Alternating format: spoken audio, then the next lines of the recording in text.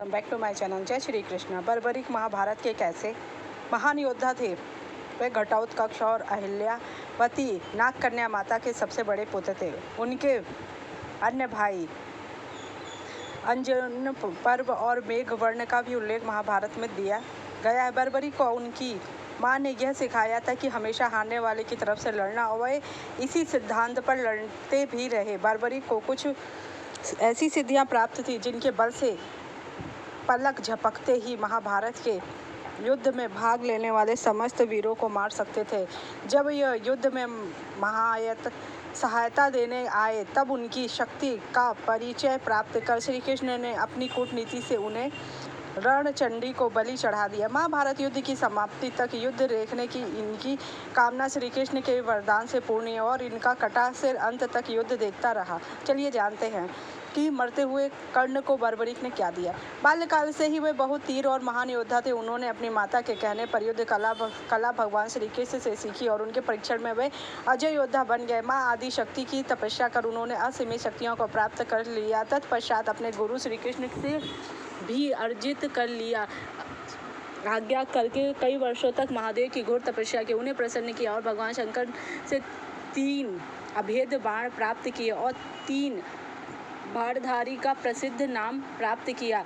साथ ही अग्निदेव ने उन्हें प्रसन्न हो अपना दिव्य धनुष दे दिया। महाभारत युद्ध कौरवों और पांडवों के मध्य था।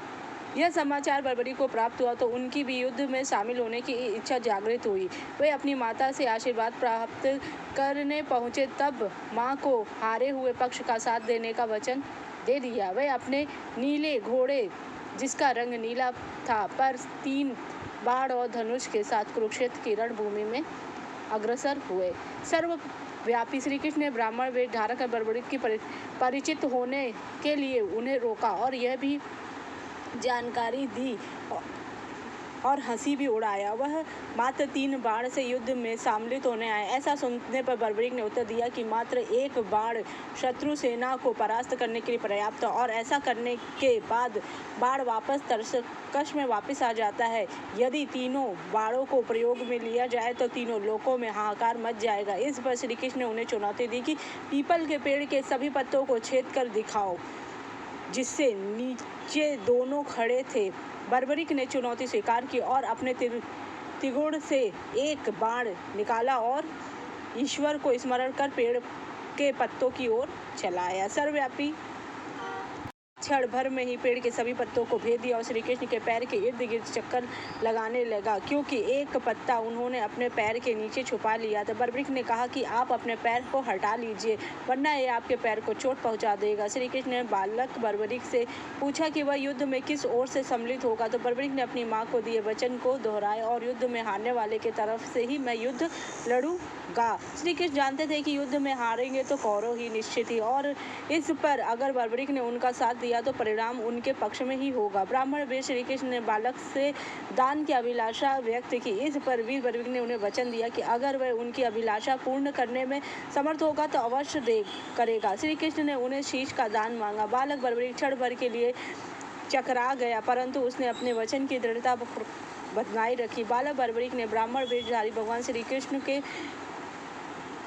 विराट रूप के दर्शन किया, अभिलाषा व्यक्त की। श्री कृष्ण ने उन्हें अपना विराट रूप दिखाया। उन्होंने उनको समझाया कि युद्ध प्रारंभ होने से पहले युद्ध भूमि की पूजा के लिए एक वीर क्षत्रिय के शीश के दान की आवश्यकता होती है। उन्होंने बर्बरीक को युद्ध में सबसे वीर की उपाधि से अलंकृत किया। एतएव उनका शीश दान में मांगा। बर्बरीक ने उनसे प्रार्थना की वह अंततः युद्ध देखना चाहता। श्री कृष्ण ने उनकी यह बात स्वीकार कर ली। रात भर बर्बरीक ने अपने आराध्य भगवान शिव की आराधना पूजा अर्चना की। फागुन मास की द्वादशी को स्नान से निवृत्त होकर पूजा अर्चना के पश्चात अपने शीश का दान, उनका सिर रणभूमि के समीप ही एक पहाड़ी पर सुशोभित किया गया, जहां से बर्बरीक युद्ध का पूरा नज़ारा देख सकते थे। युद्ध की समाप्ति पांडवों में भी आपसी बहस होने लगी कि युद्ध में विजय का श्रेय किसको जाता है।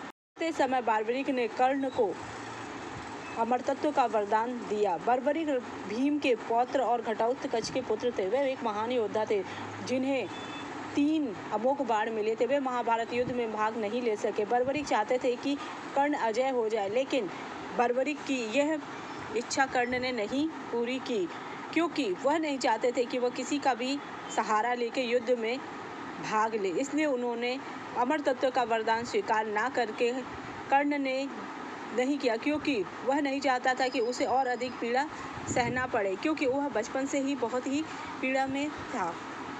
कर्ण ने बर्बरीक से नहीं लिया अमर तत्व का वरदान।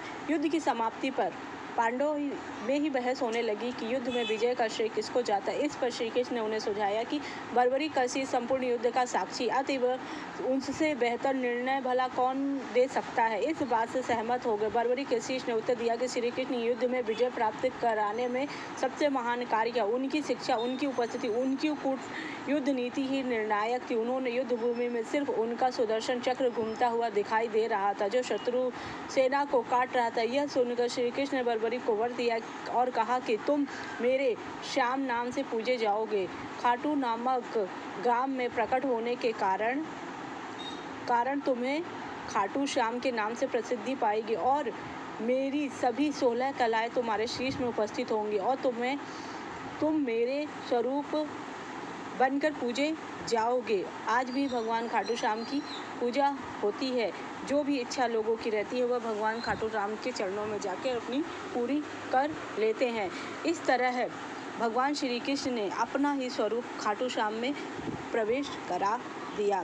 कर्ण एक दिग्विजयी योद्धा था। वह अगर चाहता तो खाटू श्याम की मदद से अजय हो सकता था, पर उसने ऐसा नहीं किया। वह चाहता था कि वह अपने बल से युद्ध जीते और अपने बल से अपना शौर्य गौरव सब प्राप्त करे। जबकि खाटू श्याम की अगर आपको मेरी जानकारी अच्छी लगी तो मेरे चैनल को लाइक कीजिए, सब्सक्राइब कीजिए, शेयर कीजिए। Thank you so much.